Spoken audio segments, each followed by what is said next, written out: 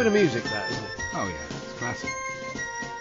Of course, the Ed Cards theme. It's not just. Do they still play as they run Yeah, out? of course they do. Yeah. It was the manager. Somebody took it away, didn't they, for a short time? Was it Mike Walker? Mike Walker. And then Joe Royle came back, and that was the first thing he did, I think. Anyway, Mr. Parry can put us right on there because Everton are in the news today because the owner and the chief exec have been talking about their plans for the future. And the chief exec, Denise Baxendale, says we want to go to the new stadium and win the Premier League there too. 10 years. It's doable. Does Mike Parry think so? Well, she ordered them to win the league. Ordered? Okay. Yeah, it's good. I've ordered Chelsea to buy a 20-goal-a-season striker, but it seems unlikely. Yeah. Mike, what do you think? Good afternoon. Yeah, good afternoon, guys. It was actually Peter Johnson who took Ed Carr's away as the our introductory music when he took over as chairman. He was only there for a few years and sold out. I bet he wish he had hold of the club now, because of course Mr. Mashiri has. Mr. Mashiri is the major shareholder. He's increased his ownership to 68%. We learnt from the AGM yesterday, so he has total control of the club. It's his train set, and he does as he wishes. Now, appointing, you quite rightly said, the chief executive, Professor Denise Barnett Baxendale, is a very bold move. You know, she's a fabulously successful woman in football administration. She's going to do well, but you see, the reaction you guys got when you repeated what she said last night, you know, ordered to win the Premier League within 10 years, and you sniggered, both of you. No. I don't blame you. You know what I mean? I don't blame you because, you know, that's the way football is these days. Can you buy a Premier League title?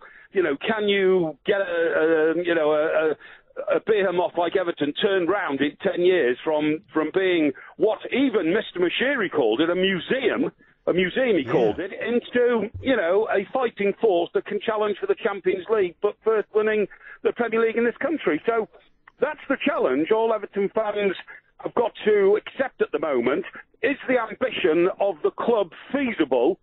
Is the future plan acceptable? Or are we all worried, really, about winning games in this season's Premier League, week in, week out, to try and re-establish ourselves as some kind of force in the Premier League today, not in 10 years' time? The owner did say that he felt 11th at the moment in the Premier League was not good enough, but they are backing the manager. What do you think of the job he's done so far, Marco Silva, Mike? Well, I have spoken out about Marco Silva already this season, and even before the season. I wanted to know what his qualifications were to be appointed the manager of Everton. Very young man, came to this country from Portugal, obviously, with that sort of, pedigree of Jose Mourinho and all that kind of stuff.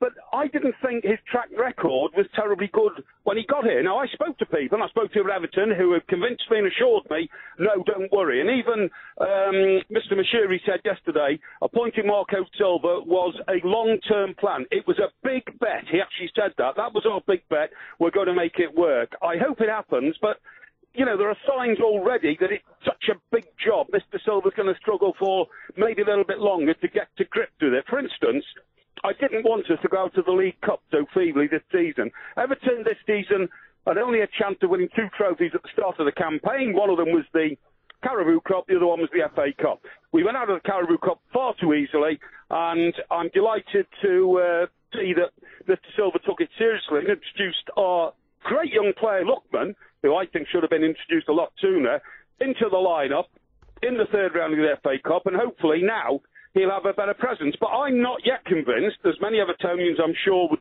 agree, that Marco Silva is going to be able to compete as a coach and as a man and as a presence with the other coaches of the top teams in the Premier League. I like him. I think that people are very sort of fond of saying, "Oh, look, Everton, they've got the same points they had under Allardyce," but their football's a lot better. It's a lot better to watch. There's no question about that. But you bring up Lookman there, and I was making the point on the show yesterday. We've got the same thing at Chelsea with our young players. I don't understand clubs. They're talking about him going on loan to Southampton.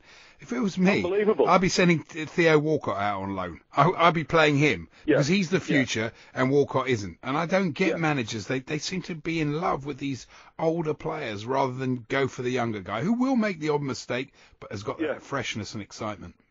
Yeah, Andy, I totally agree with what you're saying. And it's not just older players they tend to stick with. The thing is, when, Mr. Moshiri is now running independently, his first Premier League club. He had a big position at Arsenal, we know. But, we've taken 3 players from Barcelona last summer, Digne, Mina and Gomez, and it seems to me like there's an element of where does the glamour lie in Everton's lineup? Does it lie with Lockman, a 19-year-old boy he got from Charlton, or does it lie with these players from Barcelona? You know what I mean? And I get that feeling all the time. And the other Gomez thing, is good, though. Oh, yeah, Gomez is a great player. Gomez is a great player, absolutely great player. Let's concentrate on making them great Evertonians. I have no problem with that whatsoever. But the other thing about the AGM, fellas, was that on the same day as Mr. Moshiri sat there on the stage and Marco Silva next to him, we're in 11th place and saying it's not good enough, it's then announced that Marcel Brands, our director of football, is appointed to the board of Everton Football Club. Well, crikey, if ever there was a sort of, is there somebody looking over my shoulder and breathing down my neck situation, it's that one, isn't it? And what I'm saying is, Everton are rebuilding their corporate strategy. They've got great plans for a new ground. We want to go to Bramley Moor Dock, and Mr. Moshiri says he'll put another 100 million into the planning of that, which we haven't even got planning permission for yet. But what I'm trying to say is that can we concentrate on the today, please? Can we concentrate on the next round of the FA Cup, the 4th round at Millwall? Can we concentrate on playing Bournemouth on Saturday and maybe turn a bit of the focus to the future onto the present? Yeah, so it's fair enough. Yeah, I think that's a fair comment. Do you get much chance to have a chat with the hierarchy these days, Mike? You've been well in with them over the years, haven't you?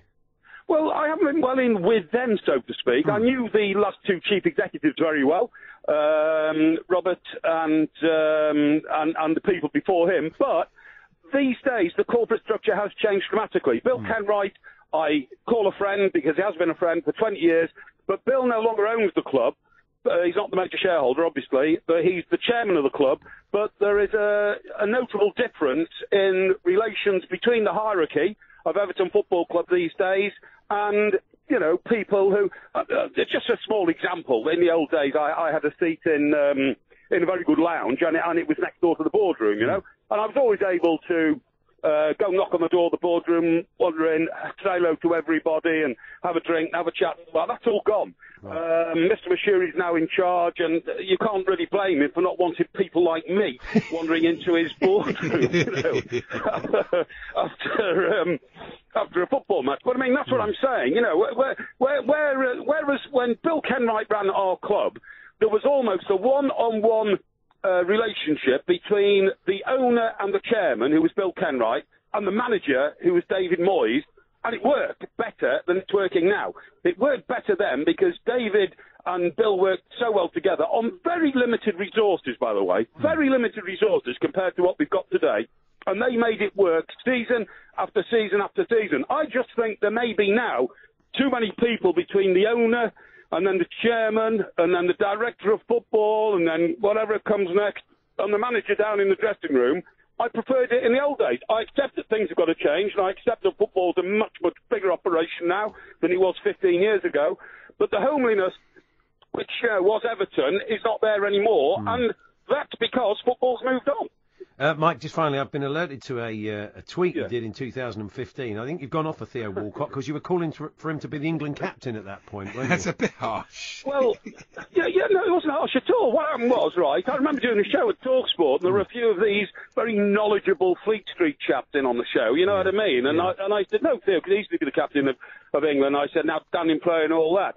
I was roundly put down as not knowing anything about it. Guess what happened 2 weeks later? Arsene Wenger made him captain of Arsenal, right, that night in a cup game, and said this boy could be captain of England. So I got it right first. So when are you back, mate? You back over the weekend?